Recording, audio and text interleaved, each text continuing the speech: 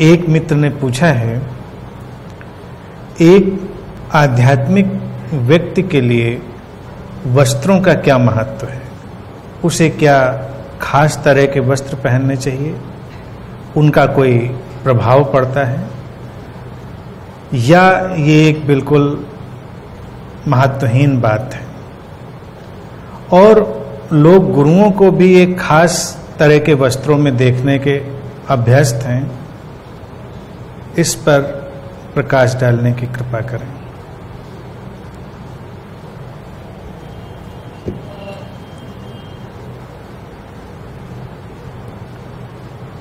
कुछ चीजें हमारे यहाँ पुरानी कंडीशनिंग के कारण चलने लग जाती हैं। हमारा मन धीरे धीरे खास किस्म से कंडीशनड हो जाता है, संस्कारबद्ध हो जाता है और हम वास्तविक से दूर होने लगते हैं, जो रियल है उससे चूकने लगते हैं।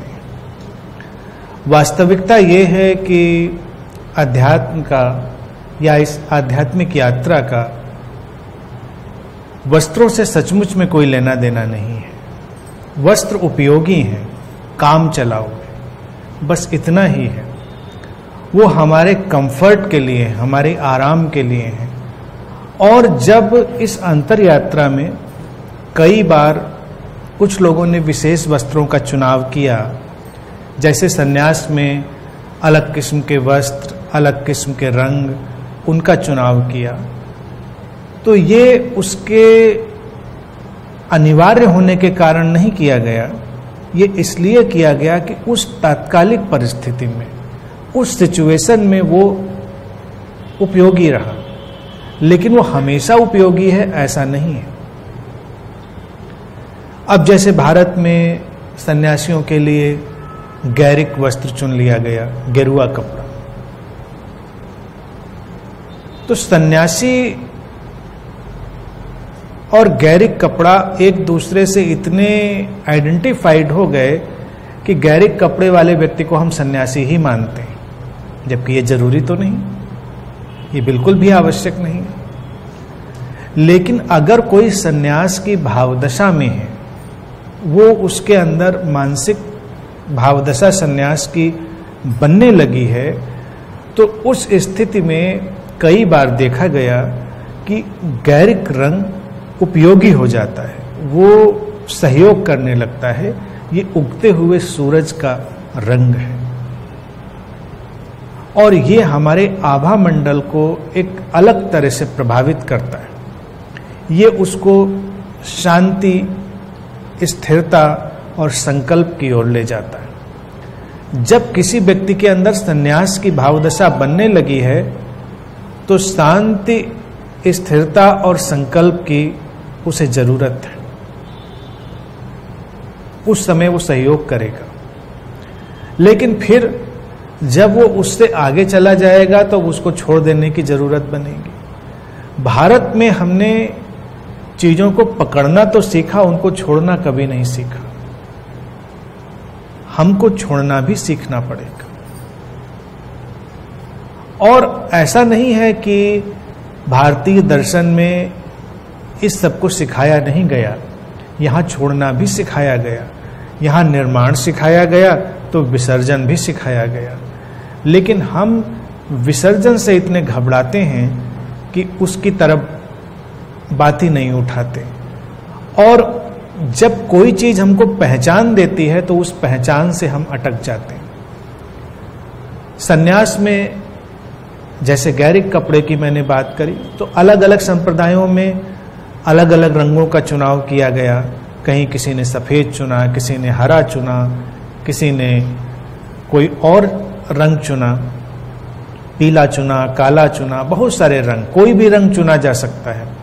और उस रंग का जो मतलब होगा वो स्टार्ट पॉइंट होगा कि उस समय हम किस चीज को गति देना चाह रहे हैं, हम किस भावदशा को बढ़ाना चाह रहे हैं। और वो भावदशा हमारे अंदर पहले भी होगी, पहले होने जरूरी है उसको। लेकिन जब उसका काम पूरा हो जाए तो उसे आगे चले जाना चाहिए। और सन्यास खास तौर से उसका इतना ही मतलब था कि अब हम सारी पहचान के पार जाने की तैयारी में हैं, हम सारे आइडेंटिफिकेशन, सारी आइडेंटिटी के पार जाने की तैयारी में हैं। लेकिन भारत में दुर्घटना ये घटी कि सन्यासी ही एक पहचान बन के रह गया, और आगे आने वाले जिन गुरुओं ने ये काम किया कि हम उस आइडेंटिफिकेशन को तोड़ें, उस पहचान को तोड़ें, तो उनके द्वारा दिए गए वस्त्र और रंग वो लोगों के जहन पर हावी हो गए, वो उनकी पहचान बन गए। खास किस्म का कपड़ा, खास किस्म की ड्रेस, खास किस्म का माला, तो वो उसको एक विशेष संप्रदाय से जोड़ते हैं। लेकिन सन्यासी तो संप्रदाय मुक्त होता है, जो सारे संप्रदायों को छोड़ चुका है, छोड़ने की तैयारी में है, वो सन्यासी है। भारत को जरूरत थी कि उस व्यवस्था से वो आगे जाता। एक वक्त पर सन्यासी एक खास कपड़े लेता जो उसको सहयोग देते, और फिर वो उनको छोड़कर आगे चला जाता। ये उतना ही सरल और उतना ही स्वाभाविक था जितना हम अपने 24 घंटे में कपड़ों का उपयोग करते हैं, उससे ज्यादा महत्वपूर्ण नहीं। जैसे सुबह उठते हैं आपको ऑफिस जाना है, अपने व्यवसाय में जाना है, कहीं भी जाना है, तो उसके लिए आपके पास खास किस्म के कपड़े हैं, अलग कपड़े हैं, आप उनको पहनते हैं, चले जाते हैं। वो उस व्यवसाय और उस ऑफिस के अनुकूल है, वहां के लिए वो उचित हैं। हो सकता है कहीं और के लिए वो उचित ना हो। जब आप घर लौटते हैं तो उनको बदल लेते हैं, आप घर के अनुकूल कपड़े पहन लेते हैं। रात में आप सोने जाते हैं तो सोने के अनुकूल कपड़े पहन लेते हैं, और इसमें कोई आइडेंटिफिकेशन आपके ऊपर हावी नहीं होता। आप स्विमिंग करने जाएंगे तो अलग किस्म का कपड़ा पहनना पड़ेगा, आप कुछ खेल खेलने जाएंगे तो अलग किस्म का कपड़ा पहनना पड़ेगा। ये वहां की सुविधा के लिए है। तो कपड़ों का अगर महत्व देखा जाए तो क्या इससे ज्यादा है? लेकिन ऐसा नहीं, हमने उसको ज्यादा बना दिया, और ज्यादा बना देने में ही चूक हो गई। वहीं पर एक भूल हुई जहां पर सारा व्यक्ति का जो मानसिक ढांचा था वो गड्ढमड्ढ हो गया। भारत में एक वक्त था जब सन्यासी को बहुत सम्मान मिलने लगा था। वो सम्मानित है और उसको सम्मान मिलना भी चाहिए, क्योंकि वो हमारे सामान्य ढांचे से कहीं आगे जा रहा है। लेकिन फिर वही सम्मान अटकाव बन गया। उस सम्मान के चलते हुए लोगों को लगा कि हमको ऐसा होना चाहिए जिससे सम्मान हमको मिलता है। अगर हम गेरुआ कपड़ा पहनकर किसी घर चले जाते हैं तो लोग ज्यादा सम्मान करते हैं। मेरे साथ भी आए दिन आज की तारीख तक इस विकसित वक्त में होने के बावजूद भी आए दिन ये घटना घटती रहती है, और कई बार मेरे से जुड़े हुए लोग भी वैसा व्यवहार करते हैं। जो थोड़ा थोड़ा समझ रहे होंगे इसकी उम्मीद करी जा सकती है। जब वो मुझको इस ड्रेस में देखते हैं, कुर्ता पजामा, लंबा कुर्ता, तो वो ज्यादा झुककर नमस्कार करते हैं, और जब मुझको जीन्स टी शर्ट में देखते हैं तो थोड़ा हेजिटेट करते हैं कि आज ज्यादा झुकें या ना झुकें, या नमस्ते करके ही काम चला लें। कई घरों में तो नमस्ते करके ही काम चला लेते हैं, क्योंकि उनका गेस्ट भी बैठा है, उनका कोई रिलेटिव भी आया है। अब वो कैसे बताएं कि ये जीन्स वाले आदमी के पैरों में झुके जा रहे हैं। तो कई लोग जो इस मानसिकता से पीड़ित हैं वो मुझको इनडायरेक्ट सजेशन भी देते हैं कि आप जब हमारे यहाँ आए तो थोड़ा गुरु की तरह आया करिए। और मैं सोचने लगता हूँ गुरु की तरह आना क्या होता है? कपड़ा, मैं तो वही का वही हूँ, कपड़ा आएगा, बड़ी मुश्किल चीज है। और जब मुझसे कोई कह देता है तब मैं उसके यहाँ जरूर वैसे ही जाता हूँ जैसा वो नहीं चाहता है। जैसे मैं यहां भी कैसे भी बैठ जाता हूं। और ये मेरा प्रयोग भी है कि किसी भी चीज से आप आइडेंटिफाई ना करें। आइडेंटिफाई करेंगे तो फंस जाएंगे। और ये विडंबना तब है कि जब हम उस देश में रहते हैं जहां पर इतना बड़ा उद्घोष किया गया। कृष्ण कहते हैं गीता में, वाशांस जीर्णानि यथा विहाय नरो अपराणि गृह्णात्।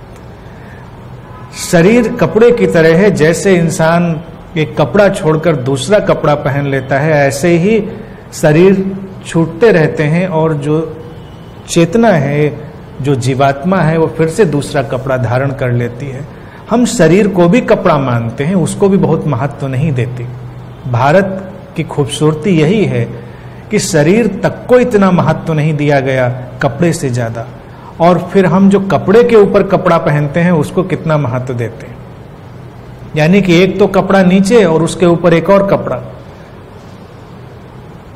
तो भारत में तो यह होना चाहिए था कि यहाँ के लोग वस्त्रों को लेकर बहुत प्लेफुल होते, बहुत ही ज्यादा सहज होते, लेकिन ऐसा हो नहीं पाया। इसलिए नहीं हो पाया क्योंकि पुराने गुरुओं ने और नए गुरुओं ने जानकर या अनजाने में कई सारी गलतियां करी। गलतियां मेरी दृष्टि में करी, उनकी दृष्टि में वो सही हो सकता है, या उनकी दृष्टि में वो वक्त की मांग भी हो सकती है, और हो सकता है वो सही भी हो। लेकिन मैं जब आज दूर खड़े होकर, तटस्थ होकर देखता हूं, तो एक गुरु का जरा सा व्यवहार भी समाज को बहुत प्रभावित करता है, और वो तात्कालिक प्रभाव ही नहीं डालता, आने वाली पीढ़ियों तक को प्रभावित करता रहता है।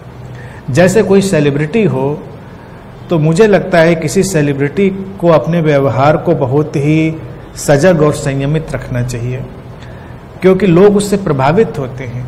अब जब कोई सेलिब्रिटी असंयमित व्यवहार करता है, असजग व्यवहार करता है, तो वो बड़े मात्रा में लोगों को प्रभावित करता है। अंधविश्वास से भरा कोई व्यवहार करता है। कई सारे सेलिब्रिटी हैं, आप उनको आए दिन देखते हैं, कोई भी स्टूपिड सा व्यवहार करते हैं और फिर लोगों के लिए आइडियल बन जाता है, देखो वो भी ऐसा करते हैं।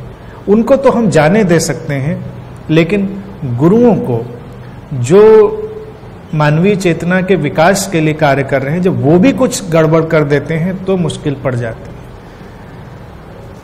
कहा यह जा सकता है कि वो उस वक्त पर अपना प्रयोग करते हैं, मैं इस बात से भी सहमत हूं, लेकिन मुझे लगता है कि प्रयोग में भी बहुत दूरदृष्टि रखनी चाहिए कि ये कहां पर जाके अटकेगा। जैसे कोई आप प्रोजेक्ट भी बनाते हैं, साइंटिफिक प्रोजेक्ट भी बनाते हैं, विज्ञान में आप कोई भी गैजेट भी लॉन्च करते हैं, तो उसकी सारी चीज़ों की स्टडी करते हैं कि ये इन्वायरमेंट को कितना नुकसान पहुंचाएगा, ये पर्सनल सेफ्टी को कैसे हैंडल करेगा, ये सब चीज़ों पर कैसे काम करेगा, फिर आप कोई चीज़ लॉन्च करते हैं।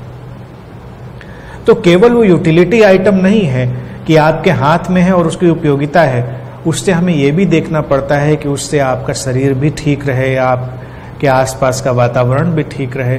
विज्ञान भी जब बहुत ईमानदारी से काम करता है तो टेक्नोलॉजी में भी हमको वो सब चीज़ें डालनी पड़ती हैं। इसी तरह से अध्यात्म में भी होना है, उसको होना चाहिए। हम एक विचारधारा या प्रयोग जब डालते हैं तो हमको ये देखना पड़ेगा, ब्रेन स्टॉर्मिंग करके, कई प्रयोग करके, इसके दूरगामी परिणाम कहाँ जाने वाले, और लोगों को पहले ही उसमें प्रिकॉशन बता देने पड़ेंगे। जैसे हर प्रोडक्ट के नीचे प्रिकॉशन भी लिखे रहते हैं, या वैधानिक चेतावनी भी लिखी रहती है, या टर्म्स एंड कंडीशंस भी लिखी रहती हैं, तो वो सब कुछ होना चाहिए उसमें। तो भारत में जब कपड़े प्रिस्क्राइब करने शुरू किए गुरुओं ने, तो उनको ये बहुत बोल्ड लेटर्स में और बार बार बताना चाहिए था कि ये वक्ती प्रयोग है, टाइम बाउंड एक्सपेरिमेंट है, इसमें अटकना नहीं है, ये थोड़ी देर के सहयोग के लिए है, ज्यादा देर के लिए नहीं है, इससे जल्दी आगे जाना है। अब माला, कुछ लोग तरह तरह के मालाओं में अटक जाते हैं, कल्ट्स के अपने माले होते हैं। मैंने भी दीक्षा में माला दिया, लेकिन आप उससे कहीं आइडेंटिफाई ही नहीं कर सकते, वो ऑर्नामेंटल है। आप अगर उसको पहने भी हैं तो कोई आपको आइडेंटिफाई नहीं कर सकता कि आप किसी खास कल्ट से बिलोंग करते होंगे, क्योंकि वैसे माले लोग पहनते ही हैं। अगर मैं उसको खास ढंग से बना देता या बनवा दूं तो वो कल्ट को रिप्रेजेंट करेगा, आप भी एट ईज फील करेंगे बताने में कि मैं अनंत से जुड़ा हूं। कई बार आप बताएंगे भी नहीं, बस माला ऊपर लटका लेंगे और लोग जान लेंगे कि आप अनंत से जुड़े हैं। यह आपके लिए आसानी पैदा करेगा। लेकिन यही आगे जाकर अटकाव भी पैदा करेगा। फिर आपको उस आइडेंटिटी से मुक्त होने में बहुत मेहनत करनी पड़ेगी और शायद आप मुक्त नहीं हो पाएंगे, क्योंकि मैंने नहीं देखा आइडेंटिटी से मुक्त होते हुए लोगों को।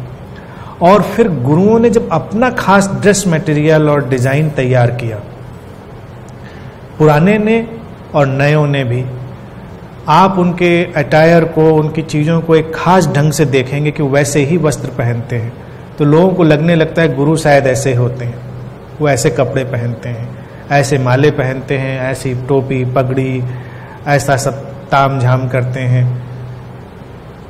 एक छवि लोगों के दिमाग में बन जाती है।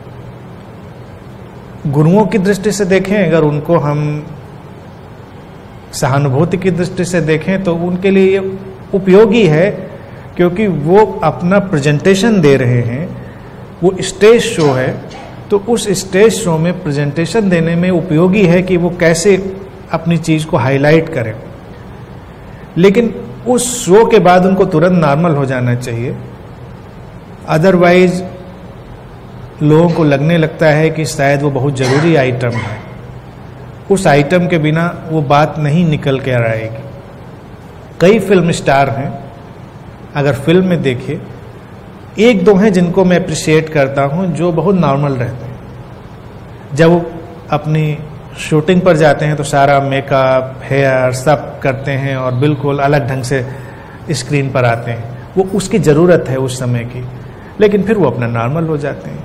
लेकिन ज़्यादातर जो बहुमत है वो यही है कि वो जैसे स्क्रीन पर दिखते हैं वैसे ही ऑल द टाइम दिखना चाहते हैं, और तब वो मनोरोग बन जाता है। फिल्म स्टार के लिए मनोरोग बन जाए यहाँ तक तो बात समझ में आती है, लेकिन किसी गुरु के लिए ये मनोरोग बन जाए या उसके अनुयायियों के लिए बन जाए, ये बात समझ में नहीं आती और समझ में आने योग्य नहीं है ये बात, क्योंकि हमको सारे आइडेंटिफिकेशन से मुक्त करना है, हमको अटकावों से, लगावों से, अपनी कंडीशनिंग से आज़ादी पानी है, न कि नई कंडीशनिंग और नए आइडेंटिफिकेशन पैदा करनी। तो इसको अगर ऐसे देखेंगे तो कोई परेशानी नज़र नहीं आएगी कपड़ों में। और मैं तो यही देखना चाहता हूँ कि समाज में आध्यात्मिकता इस तरह से बढ़े कि लोगों के व्यवहार में झलके, उनके गुणों में झलके, उनकी अपीयरेंस में झलके, न कि उनके पहरावे, उनके कपड़ों में या उनके किसी खास किस्म के कर्मकांड में, रिचुअल्स में। उसका कोई मूल्य नहीं है, तिनका भर भी मूल्य नहीं है। अब कल्ट वाले लोगों की समस्या है, क्योंकि उनको तो कल्ट बनाने हैं, तो आसानी पड़ती है कि अच्छा ये व्यक्ति उससे बिलोंग करता है या ये व्यक्ति धार्मिक है, लेकिन क्या वो सचमुच में धार्मिक होता है? सचमुच में तो नहीं होता। थोड़ी देर के लिए लोगों को लग सकता है। फिर रहा सवाल कर्मकांडों का या विधियों विधानों का। कोई व्यक्ति खास किस्म की चीज कर रहा है तो थोड़ी देर के लिए उस टाइम फ्रेम में वो अपने को आध्यात्मिक समझता है, लेकिन जैसे ही उससे बाहर निकलता है उसका सारा अध्यात्म डिसअपीयर हो जाता है। और अध्यात्म की, स्पिरिचुअलिटी की पहचान ही बनेगी उसका आचरण, उसका व्यवहार, जो उसकी जिंदगी में ढला हुआ होगा।